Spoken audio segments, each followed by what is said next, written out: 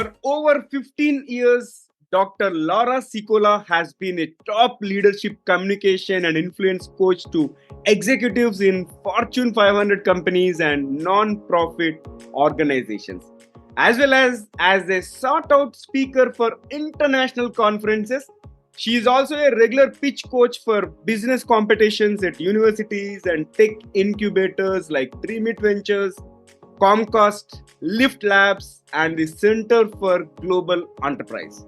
A former Ivy League University professor with a PhD in linguistics and education, she is uniquely positioned as a linguist and strategist with an in-depth understanding of how language and speech are processed in the brain, what makes your words go in one ear and out the other with some people, and how to close the gap between what you think you said and what they think they heard.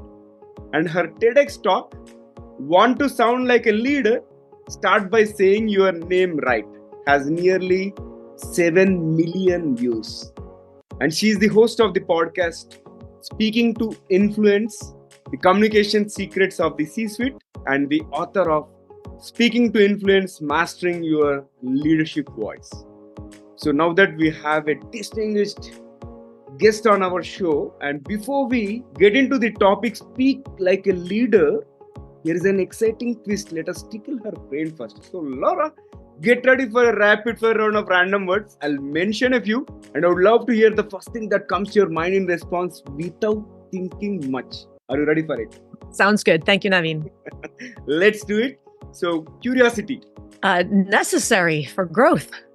Invention. Renewing yourself. Future. Limitless opportunity. Book. Mine. Speaking to Influence. Aliens. They're probably smarter than we are. Indeed. Universe. Oh, mysterious. Leadership. My driving force. Communication. The key to all relationships and success. Success. Must not be driven by money. The last one is passion.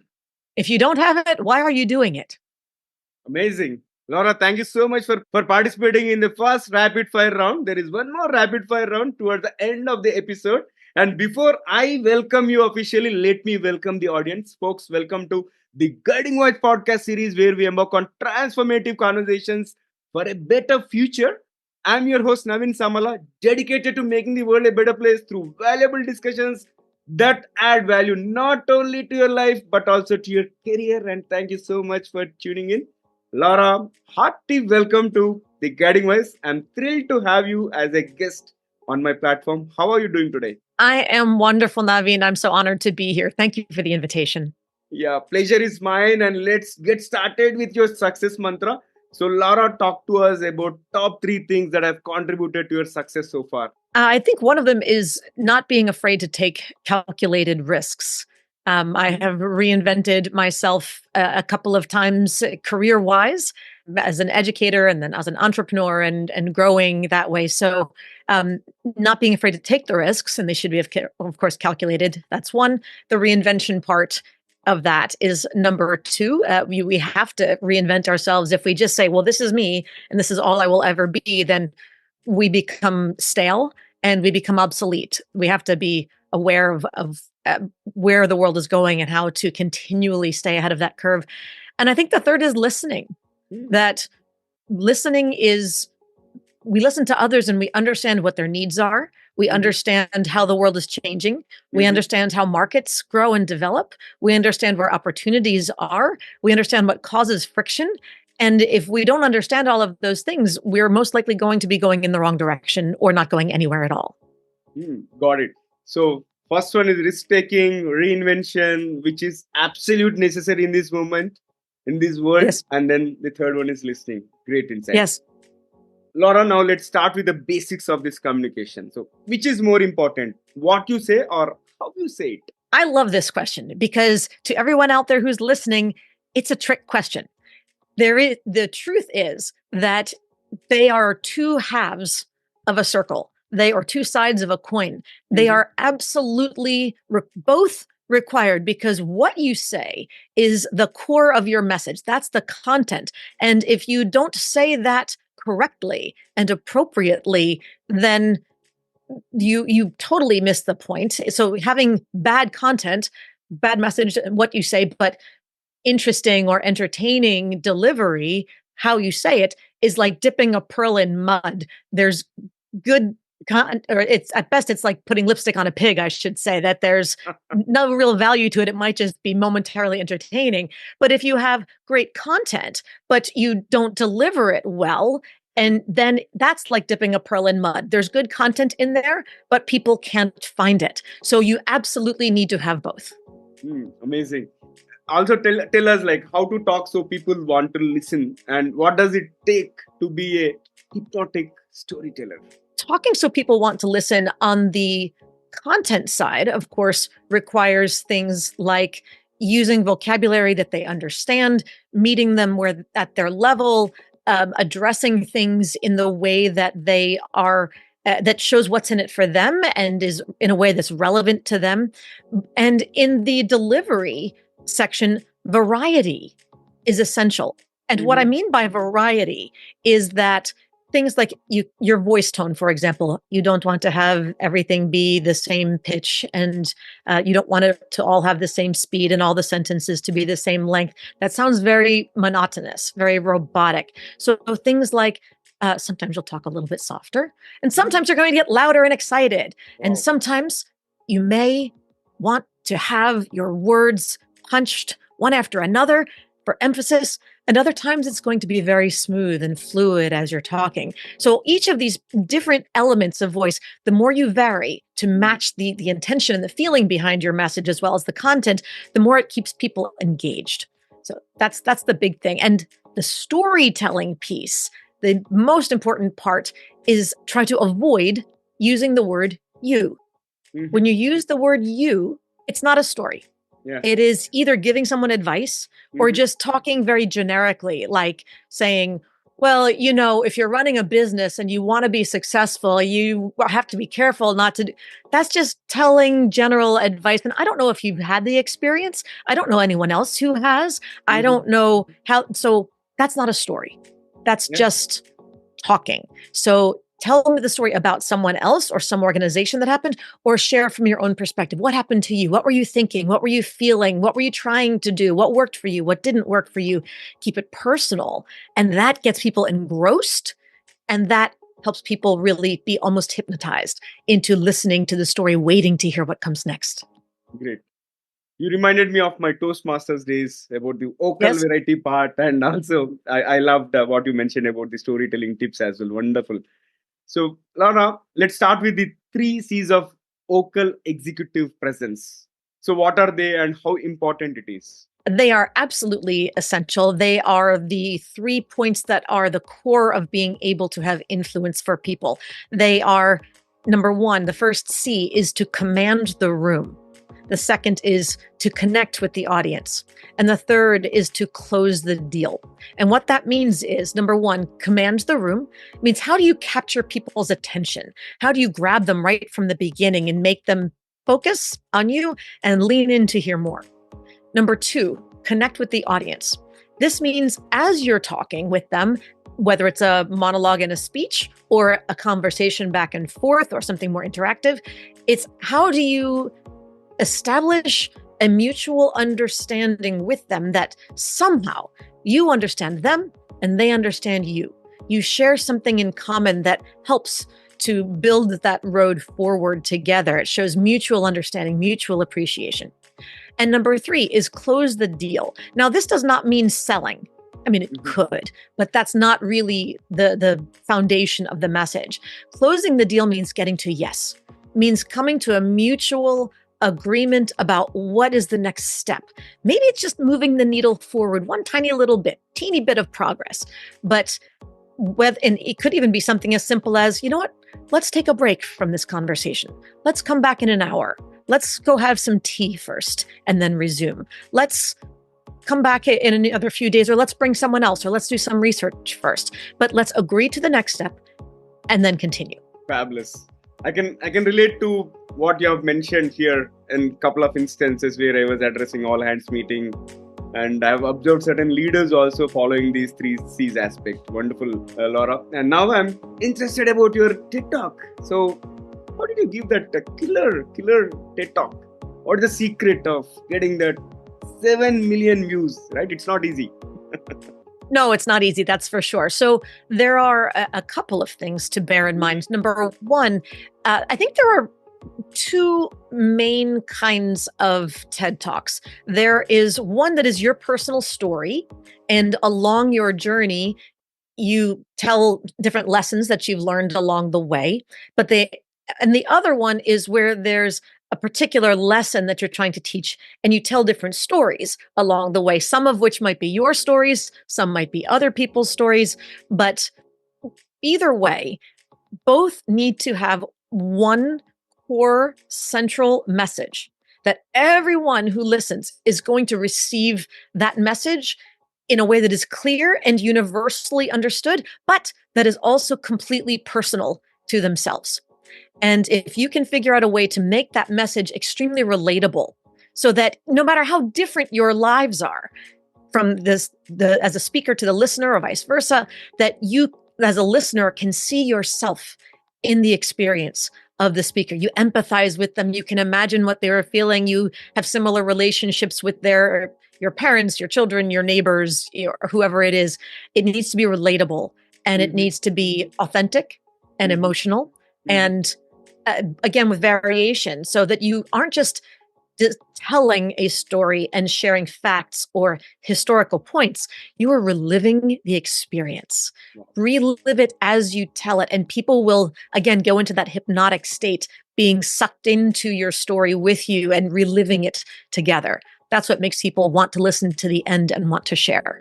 And this conversation is so timely as I'm preparing for my first TED Talk. Oh, that's so exciting. Congratulations. All these things, and thank you so much for this. And let's move forward, Laura. What are the top 5 speech pitfalls that undermine someone's authority or influence? Yes.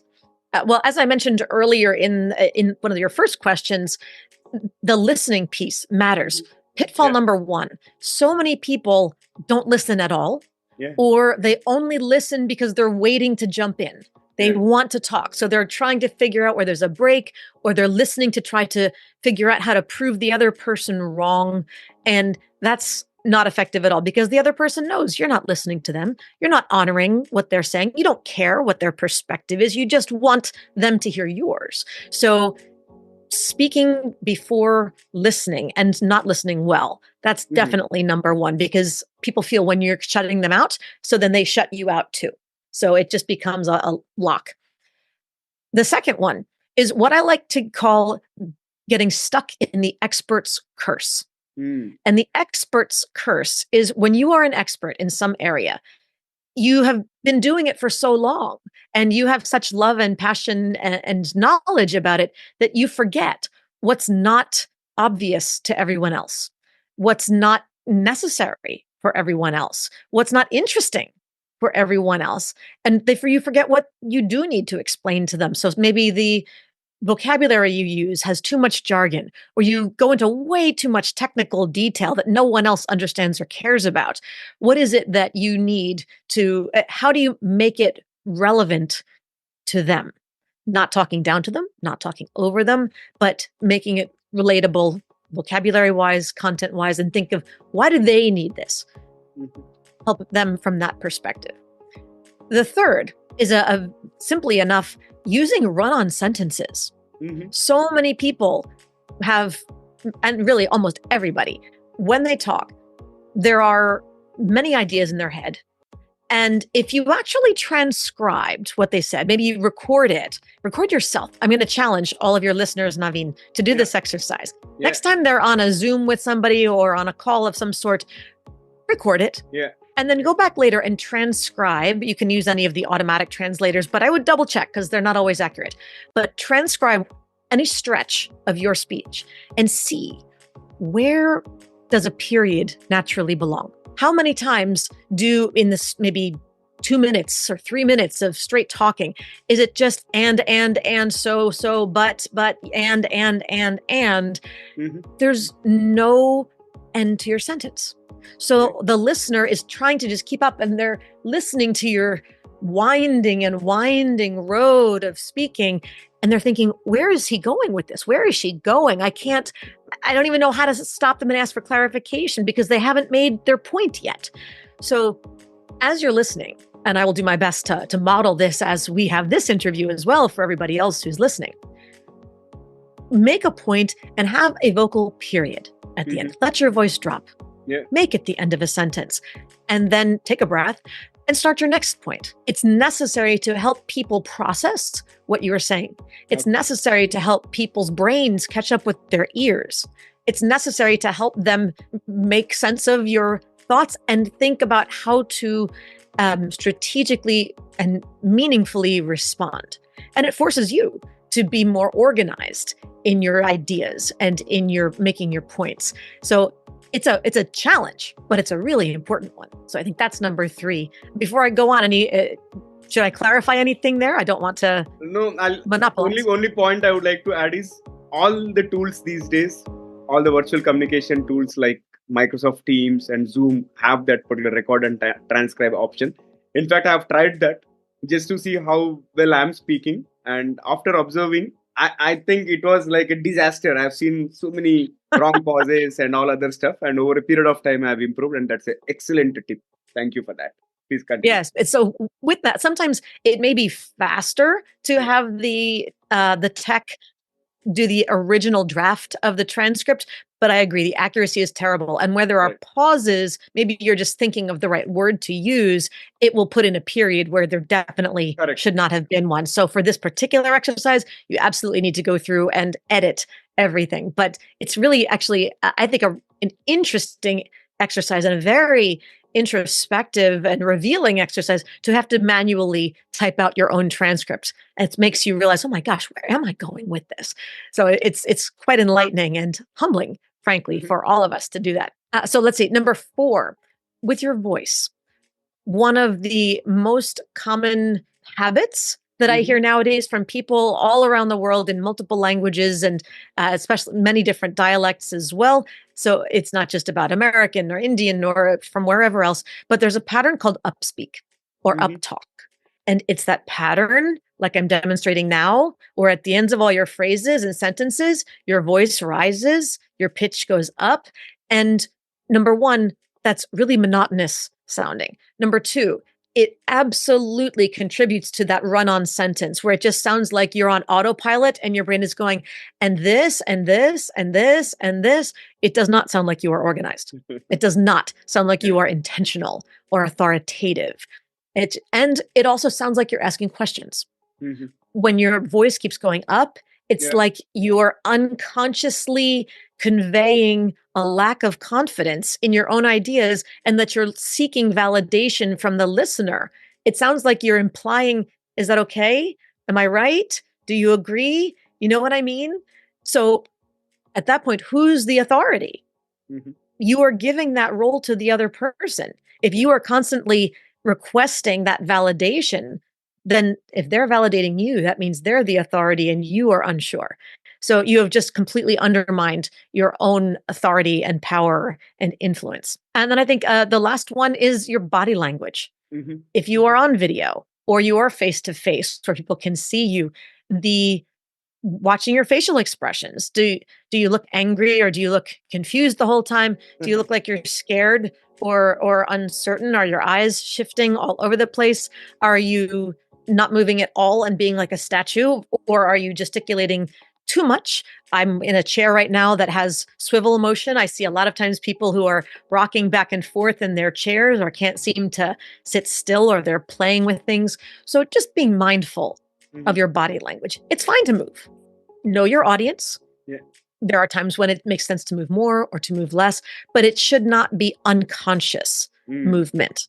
It needs to be intentional and it needs to reflect the confidence and the focus that you have in that conversation. So there's my 5. I loved all of them and very much relatable. I think easy to follow, easy to make a note of and make sure that we are not making those mistakes.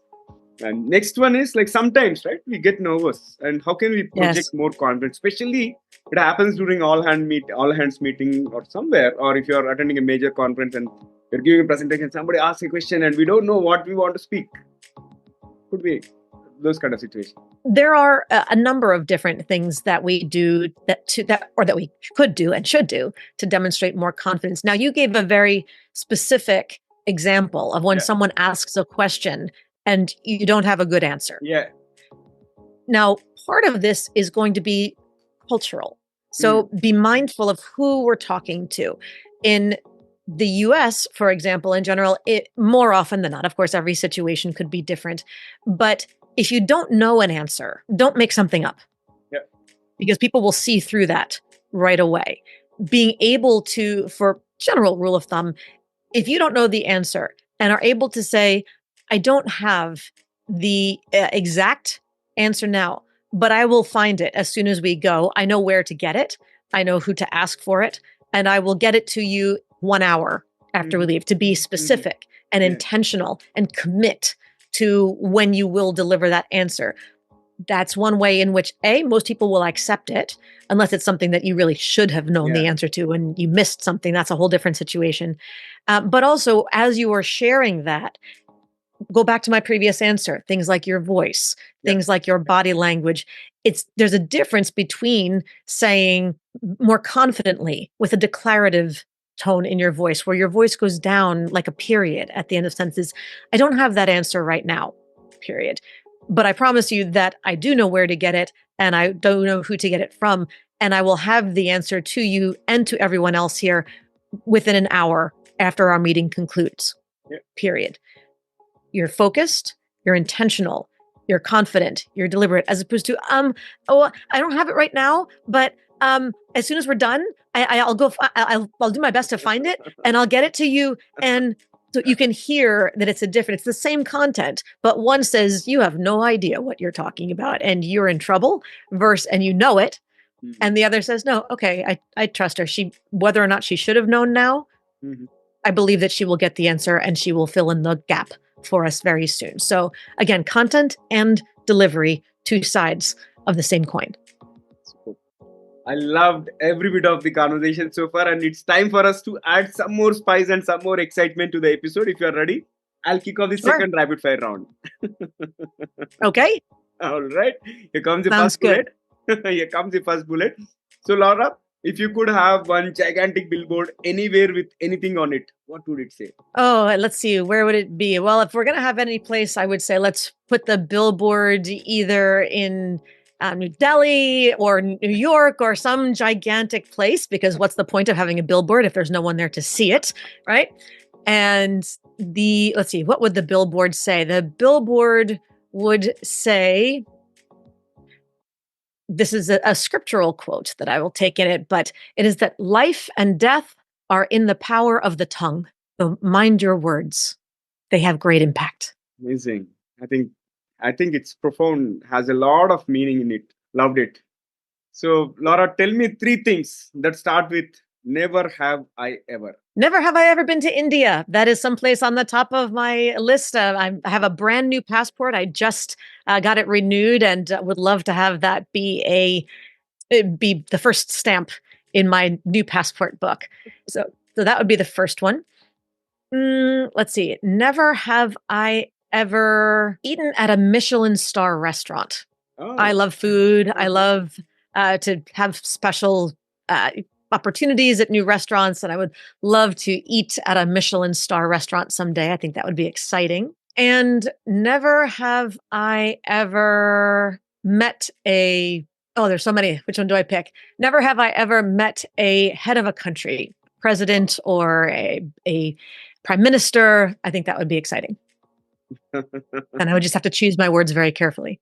And if you happen to visit India, please visit Hyderabad. You have a host here. Do not forget that. Thank you so much. And please, I would love to reciprocate the invitation. Please come to Philadelphia. Definitely. And Laura, can you describe yourself in just one word? Passionate. And if you could swap your life with someone, who would it be and why? Who would it be and why? There is a show on Netflix that has been around for a number of years. You have Netflix there? Yeah, we Is do. Netflix something like We do. so on Netflix? There is a show called Somebody Feed Phil, and Mhm. Phil Rosenthal. Somebody Feed Phil, PHIL. And Okay. Phil Rosenthal is the creator of a very famous comedy here in the US from, maybe 15 or 20 years ago called Everybody Loves Raymond. But now his Netflix special, he just travels the world. Mhm. And in each city he goes Mhm. to, he just eats.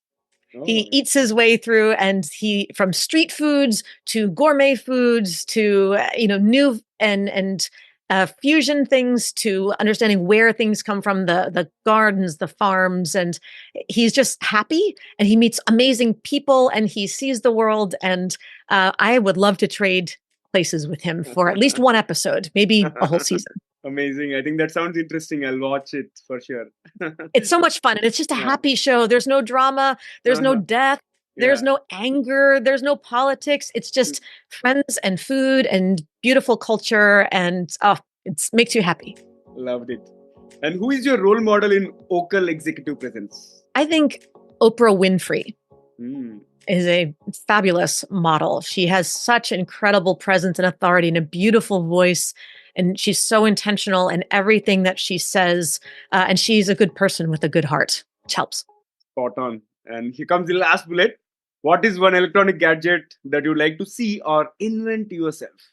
Well, part of me wonders if it isn't in the making already, I'm sure, but as some sort of a translator to be able to just have the thoughts in my brain kind of come out my mouth in any other language. I mean, Google Translate is pretty good, but not the same thing. Just to be able to have it in my voice, speak in, and have it come out the other side, and be able to understand anything that anyone else says in return just instantly. Oh, wow, wow. Loved it. That's just a great second rapid fire. Let's flip back to the mainstream and let's talk about your podcast. Thank you.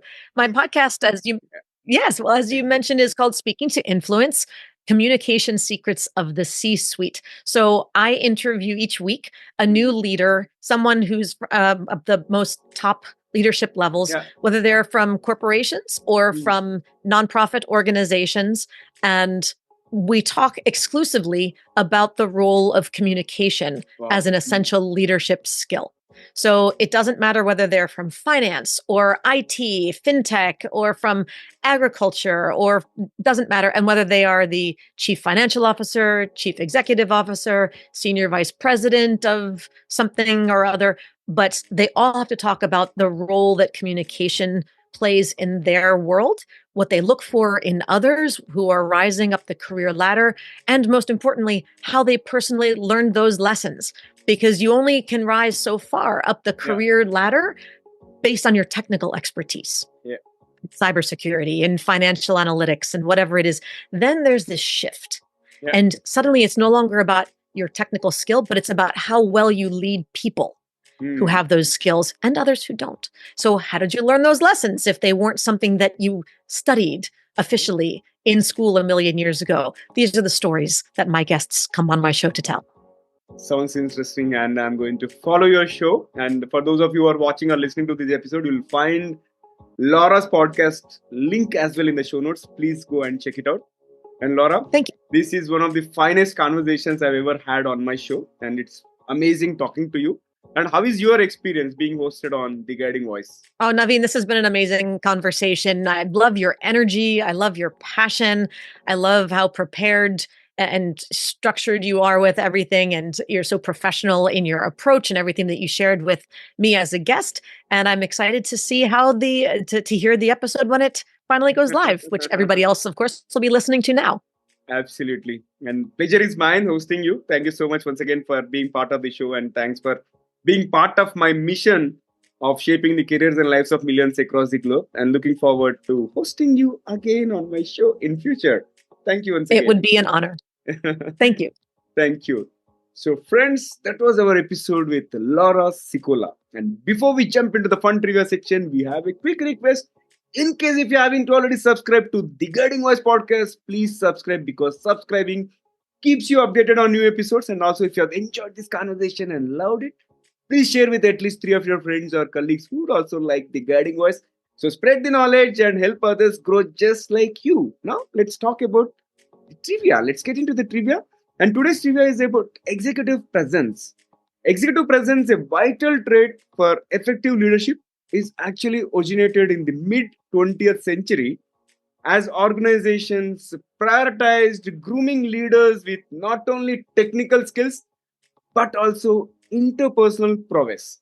And studies show that 67% of senior executives believe executive presence alone accounts for 25% of one's career success. And today it encompasses qualities like emotional intelligence, EI, and resilience.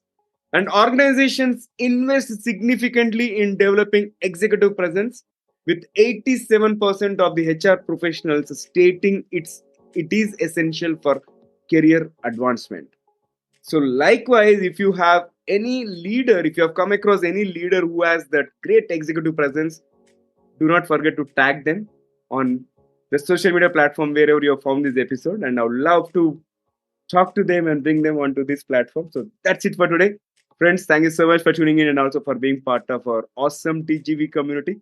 Would love to hear from you. So do not hesitate to share your ideas, feedback, guest speaker suggestions, or topic recommendations either through email, or you can also contact us through social media. So let's create content that resonates with you. I'm your host, Naveen Samala, a lifelong learner, and my goal is to have impactful conversations that improve not only your life but also to your career. Until next time, take care, stay inspired, and remember the best is yet to come. Goodbye for now. See you in the next episode with another amazing guest. Take care.